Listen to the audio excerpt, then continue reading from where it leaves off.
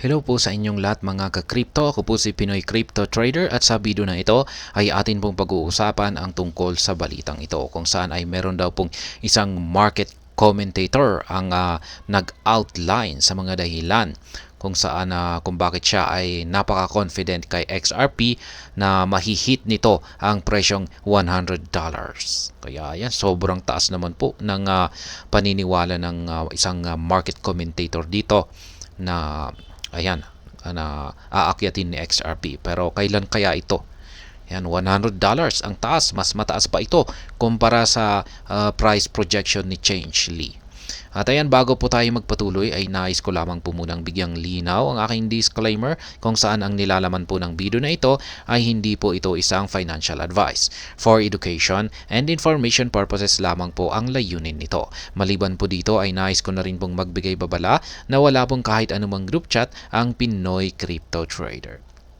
Ayan, the host of 24 Hours Crypto, an XRP community-driven media account, has outlined reasons he is confident XRP would reach $100, taking a page from Bitcoin's BTC history. Ayan, yung host daw po ng 24 Hours Crypto. Ayan, sino bang nanonood sa inyo dito ng 24 Hours Crypto? Kaya ayan, sabi po ng host dito ay napaka-confident po siya. Ibig sabihin ay talagang malakas yung kanyang paniniwala na kayang-kayang akyatin ni Ripple or XRP ang presyong $100. At yung kanyang naging basihan po rito ay yung history ni Bitcoin. And several XRP community figures have suggested that XRP is capable of clinching the $100 price zone. The ambitious nature of this forecast has not deterred these individuals. Former Ripple developers Matt Hamilton said last June that he does not see any reason why XRP cannot reach $100 at some point in the future. Ayan, marami pong mga tao, hindi lamang po yung market commentator dito ang may paniniwala na kayang akyatin ni XRP ang presyong $100. Maraming mga individuals na rin na kagaya niya. At yan, sabi nga ng Ripple developer dito mismo na si Matt Hamilton ay sinabi niya na meron talagang wala raw siyang nakikitang kahit anumang dahilan kung bakit hindi kayang akyatin ni XRP ang $100. Kaya ibig sabihin ay maging siya ay meron siyang paniniwala na si XRP ay sa hinaharap ay magagawa niyang akyatin ang presyong $100. In addition, former Ethereum advisor Steven Nerioff agreed XRP is capable of hitting $100. Ayan, maging yung former Ethereum advisor na si Steven Nerioff ay siya ay sumasang-ayon na si XRP ay meron pong kakayahan na akyatin ang presyong $100. The host of the 24 Hours Crypto Media account is the latest to express confidence in this milestone.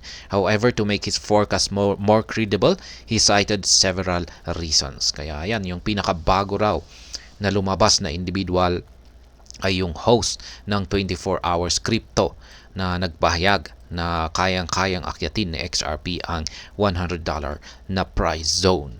At yan, para mas maging credible or kapanipaniwala yung kanyang dahilan rito or yung kanyang projection dito ay nagbigay po siya ng ilang mga dahilan. Kaya yan the rational rest on Bitcoin's journey over the years, taking to X today. The analyst shared a coin market cap or CMC price chart detailing BTC's price 13 years ago. Notably, Bitcoin changed hands at $0.0602 with a volume of $11,538 on September 22, 2010. Kaya yan po yung naging basihan niya rito, yung paglalakbay or journey ni Bitcoin nitong mga nakalipas na mga ilang taon. Kaya yan, ito po yung mismong yung pahayag ni 24 Hours Crypto sa kanyang X handle or X account. Like it or not, XRP will reach $100. 1,000%. Ayan, ang tindi naman dito, 1,000% daw na mangyayari yan. Fees surging beyond $10 to $35. Transactions taking over 48 hours. Still zero adoption worldwide. BTC bad for the environment. This thing went from 1 cent to 69 Kaya yan, okay, good night. Yan po yung mga sinabi niya. Napakasimple lamang naman po yung kanyang sinabi rito. The assets traded at this price exactly 4 months after Laszlo Hanyecz paid 10,000 BTC tokens for 2 pizzas from Papa John's on May 22, 2010. This historical context sheds light on Bitcoin's journey from a near worthless coin to an asset currently valued above $36,000. Kaya yan, ito po yung parang sumikat po na kwento tungkol dito kay Bitcoin nung nag-uumpisa pa lamang siya, yung may bumili ng pizza. Yan, at binayaran po niya ito sa halagang 10,000 na BTC tokens. Pero kung pag-iisipin mo yung value nito, 10,000 BTC tokens ngayon ay ayan, ang kada isa ay nasa $36,000. Pero noon ay ayan, parang wala lang, parang barya lang. Kaya yan po yung buong kwento niyan. May buong kwento po yan. The CMC chart suggested that BTC has an all-time appreciation rate of 58.9 million %. The host of the 24 Hours Crypto channel sees no reason why XRP cannot post similar gains in the future. This reasoning serves as the basis for his $100 price forecast for XRP. Yan po. Parang kinukumpara po niya si XRP dito kay Bitcoin. Kaya kung pag nagawa raw ni Bitcoin na umangat ng napakataas, yan, ay ganyan rin po, ay may kakayan rin po si XRP na gawin ang ganyang ipinakita or performance ni Bitcoin. Kaya yan yung kanyang isa pang basihan rito. Bitcoin technology compared to XRP. Ayan. Ang technology ni Bitcoin ay ikukumpara natin sa technology naman ni XRP. The market commentator compared Bitcoin's technology with the XRP ledger's XRPL in an effort to underscore the superiority of the XRPL. He noted that Bitcoin's fees can surge to a range of $10 to $35. However, XRP maintains an average transaction cost of 3 zero digits too. Kaya yan po, yung pagkakaiba ni Bitcoin at saka si XRP pagdating sa kanilang mga transaction fees. Mas mataas po, pwede pong magkaroon ng surge ang transaction fee ni Bitcoin sa mataas na presyong $10 to $35.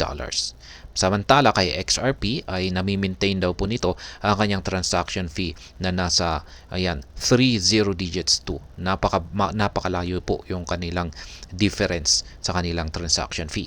Also, he claimed that Bitcoin's transaction could take over 48 hours to complete, while the actual average time for a Bitcoin transaction is 10 minutes. This is still much higher than XRP transaction, which typically takes 2 to 8 seconds to complete. Yan, pagdating na raw po sa kanilang transaction speed, pwedeng umabot daw po ng 48 hours yung completion time ni Bitcoin. Yan, pero yung average time naman po ay hanggang 10 minutes. Pero pagdating kay XRP ay yan yung kanyang transaction speed ay umaabot ng 8 seconds para ma-complete. Yan, pero yan, may mga nagsilabasan na rin na mga bagong mga altcoins dyan na yan, kayang-kayang tapatan o higitan pa yung bilis dito ni XRP.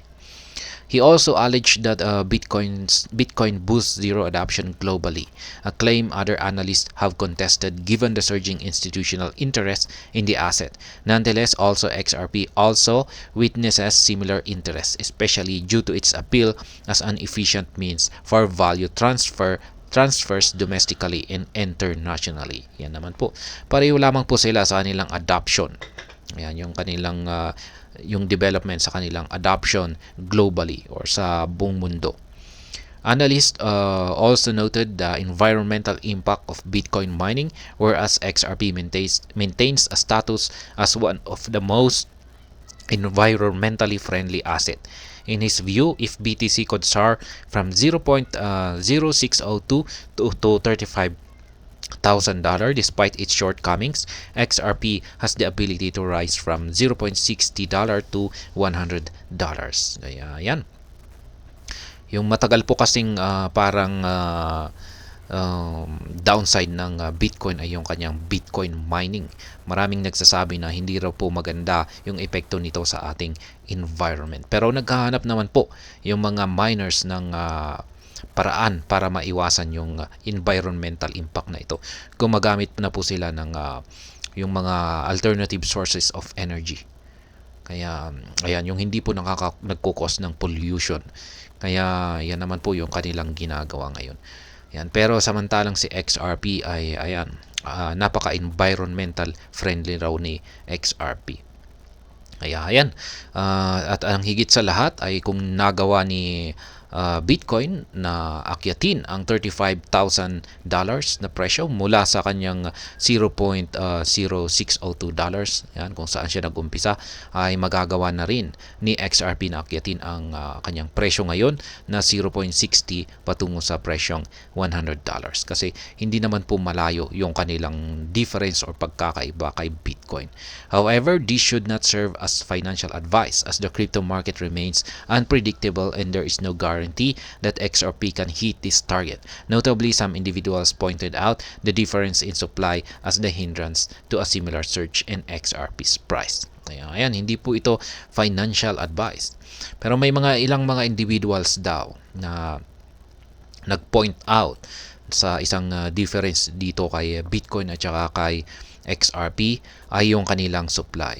Ayan, syempre mas malaki yung supply ni XRP kumpara kay Bitcoin. Kaya ganyan po. Yan po ay isang factor na rin na hindi nabanggit or hindi nakita ng 24 hours crypto na host. Ayan, base sa kanyang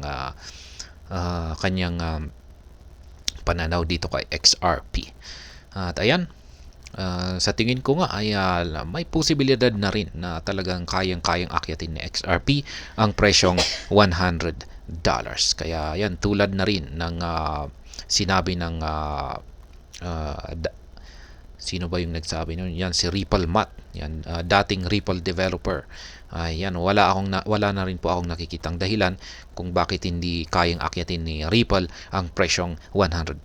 Baka kayang-kaya pa niyang higitan ang or lampasan or baka higit pa sa $100 ang kaya niyang akyatin. Depende. Nakadepende po kasi yan sa mga nag-i-invest, yung investor interest, lalong-lalo na kung pag malalaking institutional investors yung papasok rito. At mukhang parang ngayon ay parang nagpapakita po talaga sila ng interest dito kay XRP. Kaya, ayan, hanggang dito na lamang po tayo sa video na ito. Sana po ay inyong nagustuhan ang aking paliwanag dito. Kung inyo po itong nagustuhan, pag-i-click lamang po ang like button nito. Para naman po sa mga bago lamang dito, kayo po ay aking inaanyayahan para mag-subscribe. Pag-i-click na rin po ang bell icon nito dahil ito po ang siyang magsisilbing notification nito sa mga bago kong videos na akin pong ina-upload sa aking YouTube channel na ito. Marami pong salamat sa panonood. Ingat po tayo lagi at God bless po sa ating lahat.